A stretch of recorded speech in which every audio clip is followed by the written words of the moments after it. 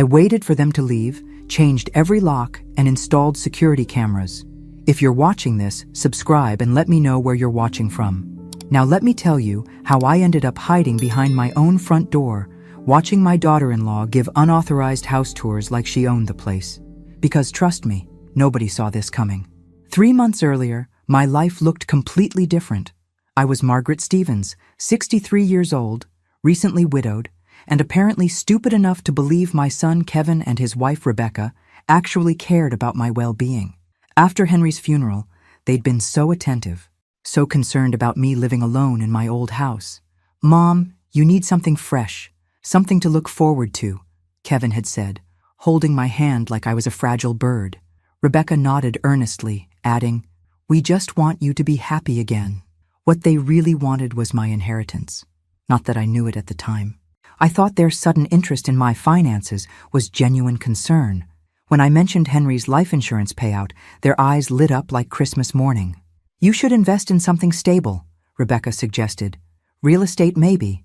Kevin agreed immediately. "Something that will give you security and purpose." So when I saw the listing for the mansion on Elm Street, I fell in love instantly.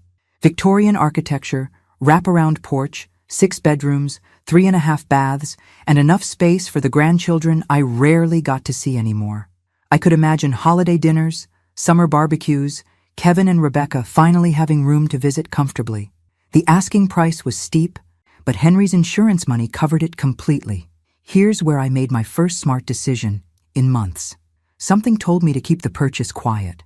Maybe it was years of watching Rebecca's eyes narrow whenever I mentioned spending money on myself.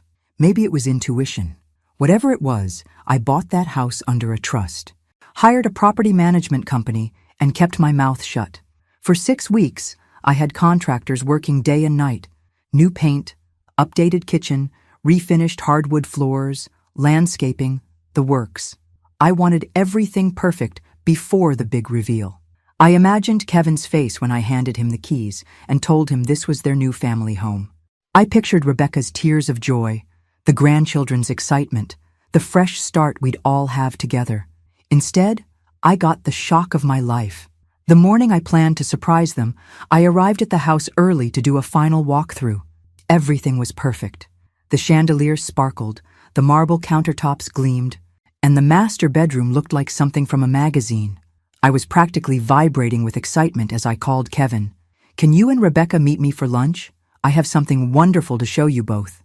"Actually, Mom, Rebecca and I are looking at houses today. We found this amazing place that might be perfect for our family expansion." Kevin's voice carried that careful tone he used when he thought I might object to something. "Family expansion?" My heart skipped. "Are you having another baby?" "Well, not exactly. We're thinking about Rebecca's parents moving in with us. Her mom's arthritis is getting worse, and her dad needs someone to help manage his medications. We could really use a bigger place." I smiled, thinking how perfect the timing was. "That's wonderful, honey. Where are you looking?" "This gorgeous Victorian on Elm Street. 6 bedrooms, huge kitchen, perfect for multi-generational living. The only problem is the asking price. It's way out of our range." My stomach dropped. They were looking at my house. My surprise was about to become their disappointment when they discovered they couldn't afford it. "Unless, Kevin, what if I helped with the down payment, as an early inheritance?" The excitement in his voice was immediate. "Mom, that would be incredible. Are you sure? It's a lot of money." "I'm sure. Text me the address and I'll meet you there in an hour." I hung up and sat in my beautiful new kitchen, staring at my phone. This could work out even better than I'd planned. Instead of just giving them the house, I could let them think they were choosing it, then help them buy it. They'd feel like equal partners instead of charity cases. But when I arrived at Elm Street and saw Rebecca walking around the front yard like she already owned it, something felt off. She was pointing at different areas, gesturing expansively, talking to someone on her phone about my new garden plans and the master suite I'm designing.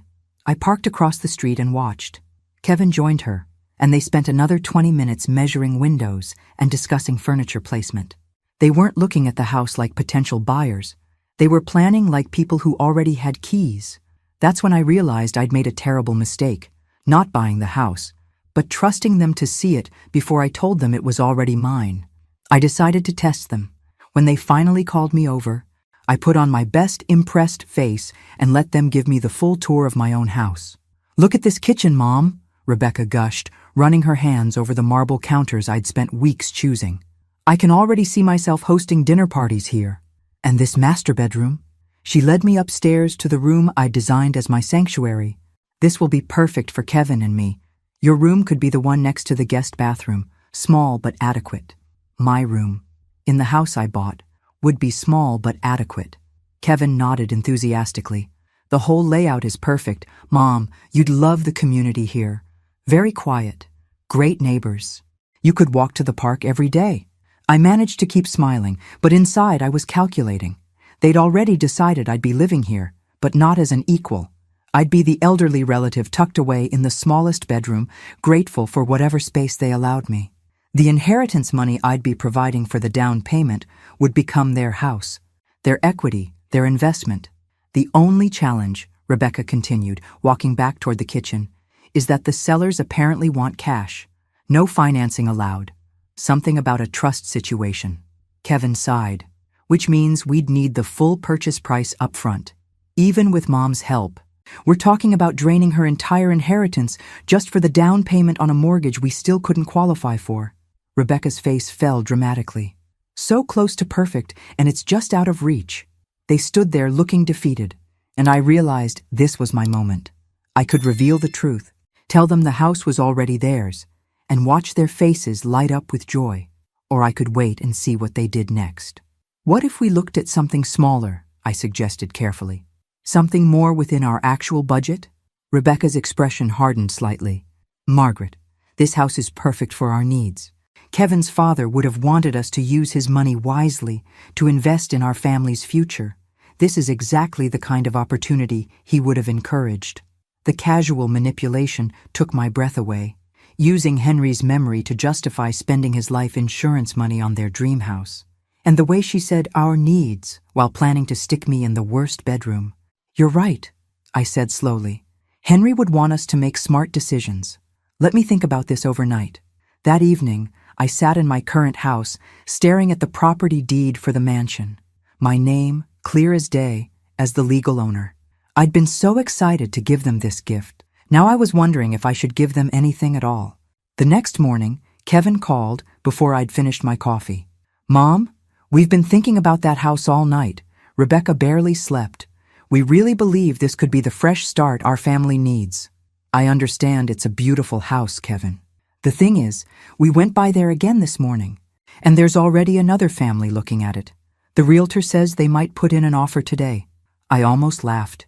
There was no other family, no competing offer. I owned the house. But Kevin was lying to create urgency, pressure me into making a quick decision with my money. "That's unfortunate," I said mildly. "Mom, we need to move fast. If you're serious about helping us, we need to make an offer today. Full asking price, cash. That's my entire inheritance, Kevin. I know it's a big ask, but think about the return on investment. Property values in that neighborhood are only going up. And you'd have a beautiful place to live, with family nearby to take care of you as you get older. Take care of me, in the small bedroom, while they built equity with my money. Let me call the realtor directly," I said. "If I'm investing this much, I want to speak with them myself." There was a pause. "Mom, Rebecca's already been handling the communication. She's built a good rapport with the agent. Maybe it's better if she continues." "Kevin, if I'm writing a check for $350,000, I'm speaking to the realtor myself." After I hung up, I called the property management company I'd hired. "Sarah, I need you to list the house again immediately. Same price, same terms. And if anyone calls asking about it, tell them the previous offer fell through. Mrs. Stevens, you own the house. Why would you want to list it?" "Because I want to see exactly how far my family will go to manipulate me." 2 hours later, Kevin called back. "Great news, Mom. The other family's offer was rejected. The house is still available, but we need to move fast." I felt something cold settle in my chest. My own son was lying to my face, creating fake urgency to pressure me into spending my life savings on a house I already owned. "Wonderful, Kevin. Set up a meeting with the realtor for tomorrow. All 3 of us should be there to discuss terms. Actually, Rebecca thinks it might be better if you wire the money first, then we handle the details." Of course she did. The next morning, I received the most manipulative text message of my life. Mom, the sellers accepted another offer. We lost the house. Rebecca's heartbroken. She was so excited about finally having space for her parents and maybe giving you grandchildren a real home. I'm sorry we couldn't make it work. I stared at my phone in my kitchen, surrounded by moving boxes. Because here's what Kevin didn't know. I'd spent the previous evening packing. Not to move into the mansion with them, but to move into it alone. I texted back, "That's disappointing. I'm sure something else will come along." Within an hour, Rebecca called. Her voice was thick with tears that sounded remarkably fake to my newly skeptical ears. "Margaret, I'm so sorry. I know how excited you were about the house too. Kevin told me you were looking forward to the garden and the big kitchen for holiday dinners. Interesting. I'd never mentioned being excited about anything specific. She was projecting what she thought I should feel. These things happen, Rebecca. The realtor said the other buyers might back out. Sometimes deals fall through at the last minute. If you're still interested in helping us, we could stay in contact with the agent. See if it becomes available again." I almost admired the persistence. Create false hope. Keep me emotionally invested. Maintain the possibility that my money could still buy their dream house. I'll think about it. That afternoon, I drove to the mansion one last time before moving in. I wanted to savor the moment when I walked through the front door as the rightful owner, not the elderly mother being granted permission to live in the smallest bedroom. But as I turned onto Elm Street, I saw Rebecca's car in the driveway. I parked at the end of the block and watched. Rebecca was walking around the house with an older woman I didn't recognize, pointing at windows, gesturing toward the garden areas, clearly giving some kind of tour. They spent 20 minutes outside before Rebecca unlocked the front door with a key I definitely hadn't given her. A key she shouldn't have had. To a house she thought we'd lost to other buyers. I sat in my car, fury building with each passing minute. Rebecca was showing my house to someone, using a key she'd somehow obtained, barely hours after telling me we'd lost our chance to buy it. Then I watched her bring out what was clearly a measuring tape. They were measuring my living room, my dining room, my kitchen, planning furniture arrangements for a house Rebecca thought belonged to someone else, unless she knew something I didn't. Unless this whole charade about other buyers and lost opportunities was covering up something much worse. I called the property management company. "Sarah, has anyone contacted you about accessing the Elm Street property?" "No, Mrs. Stevens. You're the only one with keys. What about showing it to potential buyers? The listing was taken down yesterday when you asked us to. No one else should have access. But someone did have access. Someone was in my house right now, planning God knows what. I made a decision that would change everything. I drove home, called a locksmith, and had every lock on the mansion changed within 2 hours. Then I called a security company and had cameras installed at every entrance, inside and out. If Rebecca wanted to play games with my property, she was going to discover I could play them better. The locksmith was expensive. The security system was expensive. But watching Rebecca try to use her mysterious key on my front door the next morning, priceless. I was sitting in the living room, boxes unpacked, coffee in hand, when I heard someone trying to unlock the front door. The security app on my phone showed Rebecca on the porch, looking confused as her key failed to work.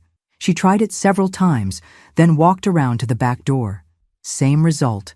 Then she called Kevin. I couldn't hear the conversation, but I could see her gesturing angrily at the house, clearly frustrated that her secret access had been cut off. 20 minutes later, Kevin called me. "Mom, the strangest thing happened. Rebecca drove by that house we were looking at, and she thinks someone might have changed the locks. She's worried there might be squatters or vandalism." Why would Rebecca be checking on a house we don't own? A pause. She thought she saw broken windows from the street. She was just being a good neighbor. The lies were getting more elaborate, but they were still lies. Rebecca hadn't seen broken windows because there weren't any. She'd been trying to access my house with a key she shouldn't have had. "Kevin, how did Rebecca get a key to that house?" Another pause. Longer this time. "What key?" "She tried to unlock the front door this morning. I saw her on the security cameras." Silence. Then Kevin's voice, carefully controlled. "Mom, what security cameras?" "The ones I had installed yesterday. On my house. The house I own." The sound that came through the phone might have been Kevin choking on his coffee. Or it might have been the sound of someone's entire deception collapsing in real time. Your house? His voice was barely a whisper. The house I bought 6 weeks ago with Henry's life insurance money. The house I've been renovating while you and Rebecca plan to manipulate me into funding your dream home with my inheritance. The silence stretched so long I thought he'd hung up. Finally, he spoke. Mom, we need to talk. Yes, Kevin, we certainly do. But first, I think you need to explain to your wife that trespassing on someone else's property is illegal, even when you think you're clever enough not to get caught. That evening, as I sat in my beautiful dining room eating takeout Chinese food off paper plates because I hadn't unpacked my dishes yet, I thought about how different this moment was from what I'd originally planned. I should have been hosting Kevin and Rebecca for a celebration dinner, toasting their new home and our bright future together. Instead, I was alone in my house, watching security footage of my daughter-in-law trying to break in, while my son prepared to explain how they'd planned to steal my inheritance through emotional manipulation. But here's the thing about rock bottom. The view from the top is so much better when you've earned it yourself. Kevin arrived at 8 p.m. sharp, looking like he'd aged 5 years since our phone call. Rebecca wasn't with him, which told me everything I needed to know about who was really driving their scheme. Mom, I don't even know where to begin. How about with how your wife got a key to my house? He sat heavily in my new living room chair, the one I'd picked specifically because it was comfortable enough for elderly guests, but sturdy enough to last decades. The irony wasn't lost on me. She befriended the property manager's assistant, told her she was your daughter-in-law, that you'd asked her to check on the renovation progress while you were dealing with grief. Sarah's assistant gave her a key for family access. I had to admire the audacity, even as it made my blood boil. So Rebecca has been monitoring my house purchase for weeks? She found out about it 3 days after you signed the papers. Your bank called to verify the wire transfer, and Rebecca answered your phone. She told them she was your financial power of attorney. The lies kept getting bigger. I never gave her power of attorney. She knows that. But the bank representative didn't ask for documentation over the phone. Rebecca got enough information to figure out what you'd done. I poured myself a glass of wine, noting that my hands were perfectly steady. 6 months ago, this level of betrayal would have destroyed me. Now it just felt like confirmation of what I'd suspected. So instead of talking to me directly, you decided to manipulate me into funding your mortgage on a house I already owned. Kevin's face crumpled. It was Rebecca's idea. She said if we confronted you directly, you might get defensive about spending so much money. She thought if we could make you think it was our idea to buy the house, you'd feel better about helping us. Help you buy a house from myself? We didn't think you'd actually want to live there alone. Rebecca figured you'd eventually want to downsize, maybe move into a senior community. We could buy it from you at fair market value. You'd get your money back plus appreciation. Everyone would win. I stared at my son, this man I'd raised to be honest and kind, and saw someone I barely recognized. Kevin, do you hear yourself? You plan to trick me into giving you money for a house I already owned, then convince me to sell it to you later? When you say it like that, it sounds criminal. Because it is criminal. It's called fraud. He put his head in his hands. We never meant for it to go this far. Rebecca just got excited about the house, started planning, making lists. She thought if she could show you how perfect it would be for all of us, with me in the smallest bedroom. That was never the plan. I pulled out my phone and showed him the security footage from that morning. Rebecca trying multiple keys, walking around the house, peering in windows, calling him in frustration. This was never the plan either, I suppose. The next morning, Rebecca called me directly for the first time in months. Her voice had lost all pretense of sweetness. Margaret, Kevin told me about your little revelation. I think there's been a misunderstanding. Oh, I understand perfectly. You've been planning to defraud me for weeks. That's a very harsh way to put it. We were trying to find a solution that worked for everyone. I almost laughed. A solution where you get a mansion and I get a small bedroom and the privilege of funding your mortgage? You're twisting our intentions. We never wanted to hurt you. Rebecca, you answered my phone and impersonated someone with legal authority over my finances. You obtained keys to my property under false pretenses. You've been showing my house to other people without permission. What part of that was meant to help me? A long pause. Then her voice changed completely, dropping the fake concern and revealing something much colder. Fine. You want to play hardball? You bought that house to manipulate us. You knew we were looking in that neighborhood, knew we needed more space. You bought it specifically to dangle it in front of us, then snatch it away. The accusation was so ridiculous I actually did laugh. Rebecca, I bought the house as a surprise gift for your family. I was planning to hand you the deed and tell you it was yours. Right. That's why you kept it secret for 6 weeks. I kept it secret because I wanted it to be perfect before I surprised you. I had contractors working around the clock to make sure everything was exactly right for your family. Another pause. Prove it. I'm sorry? Prove you bought it as a gift. Show me the paperwork that says you intended to transfer ownership to Kevin. I realized then that Rebecca had never believed I might be generous. In her mind, every action had an ulterior motive. Every kindness was manipulation. She couldn't conceive of someone spending their inheritance on a gift for family members who'd been taking her for granted. I don't need to prove my intentions to you, Rebecca, but I can prove that you've been trespassing on my property. Kevin's your son. Family has a right to respect boundaries. You lost that right when you decided to lie and scheme instead of having an honest conversation. The conversation ended with Rebecca hanging up on me. 20 minutes later, Kevin called. Mom, Rebecca's upset. She feels like you're punishing her for caring about our family's future. Kevin, your wife committed multiple crimes. She's not the victim here. Couldn't we all just sit down and talk this through? Find a way to make this work for everyone? I looked around my beautiful house, thinking about how many compromises I'd made over the years, how many times I'd given in to keep peace in the family. Kevin, I'm done making things work for everyone else at my own expense. For 2 weeks, my phone rang constantly. Kevin called every morning, Rebecca every afternoon, sometimes together in the evening. The pattern was predictable. Guilt, bargaining, anger, more guilt. Mom, Rebecca's pregnant. That stopped me cold. Pregnant? She just found out. We weren't going to tell anyone yet, but with everything going on. Kevin's voice carried a weight I recognized. This wasn't just news, it was ammunition. Congratulations. I'm happy for you both. The thing is, with a baby coming, we really need more space. Rebecca's morning sickness is already bad, and she's worried about stress affecting the pregnancy. And there it was. The pregnancy card, played exactly when I'd started feeling strong enough to maintain my boundaries. Kevin, I understand you need more space. There are many lovely houses in your price range. But Mom, this house is perfect. Rebecca's already planned the nursery, picked out paint colors. She's emotionally invested. In my house, that she tried to steal from me. She never tried to steal anything. She just got excited about the possibility. I hung up and called my lawyer. If this was going to become a legal battle, I wanted to be prepared. Mrs. Stevens, based on what you've told me, your daughter-in-law may have committed identity theft, fraud, and trespassing.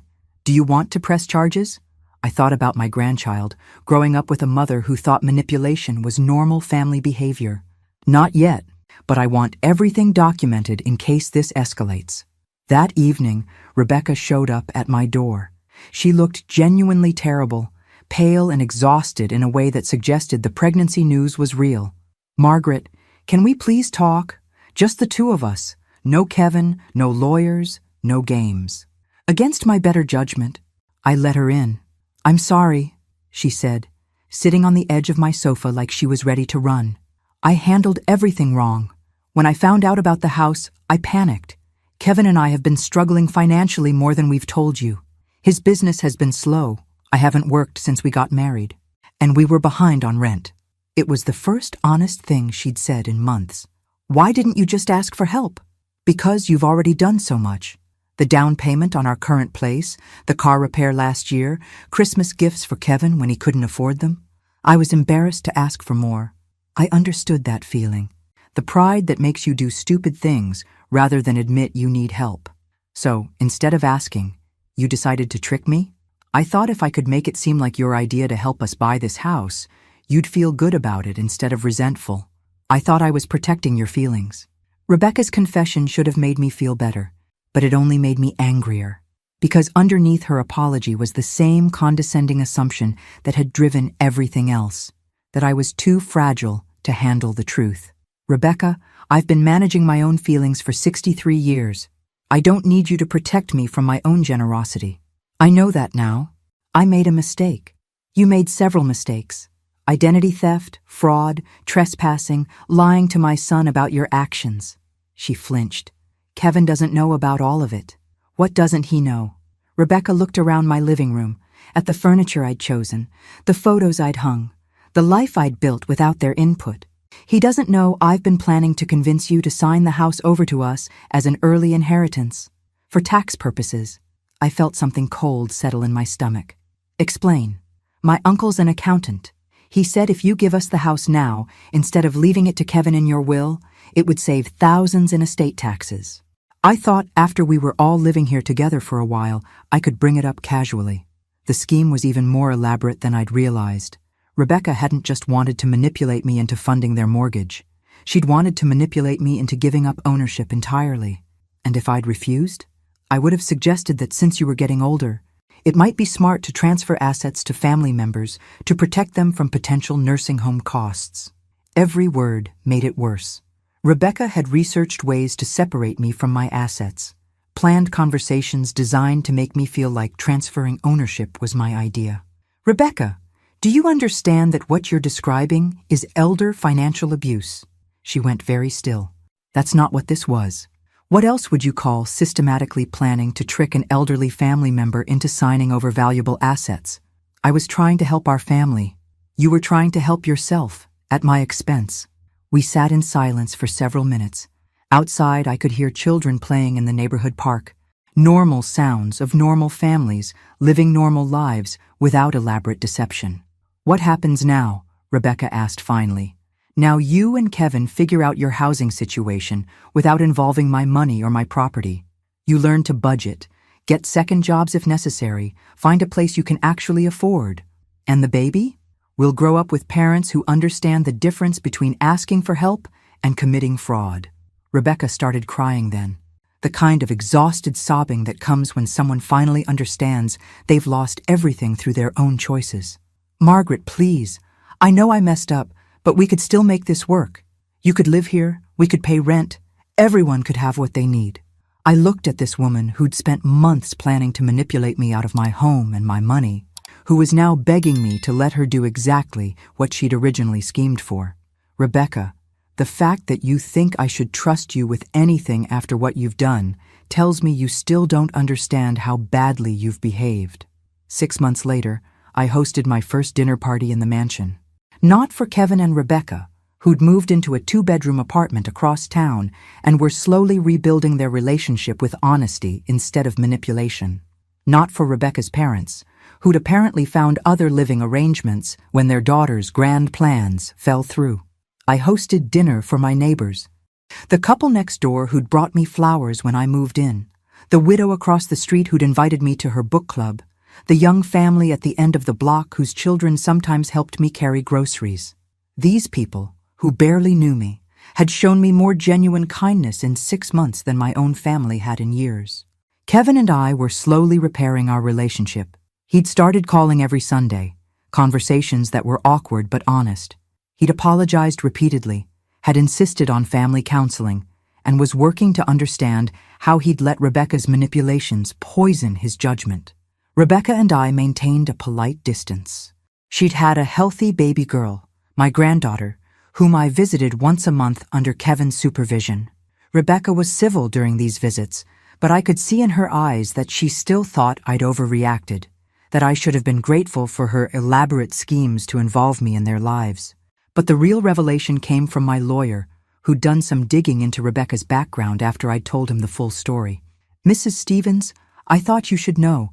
This wasn't Rebecca's first time manipulating elderly family members. Her grandmother signed over her house to Rebecca's parents 5 years ago under very similar circumstances. Fake concerns about property maintenance, suggestions about tax benefits, pressure to make decisions quickly for the family's good. The pattern was clear. Rebecca hadn't stumbled into elder abuse through desperation. She'd learned it, practiced it, perfected it as a family tradition. What happened to the grandmother? She died in a state nursing home 2 years later. The family sold her house immediately after the funeral. I thought about how close I'd come to the same fate. If I hadn't kept the house purchase secret, if I hadn't installed security cameras, if I'd been just a little more trusting or a little more isolated, I would have ended up exactly like Rebecca's grandmother.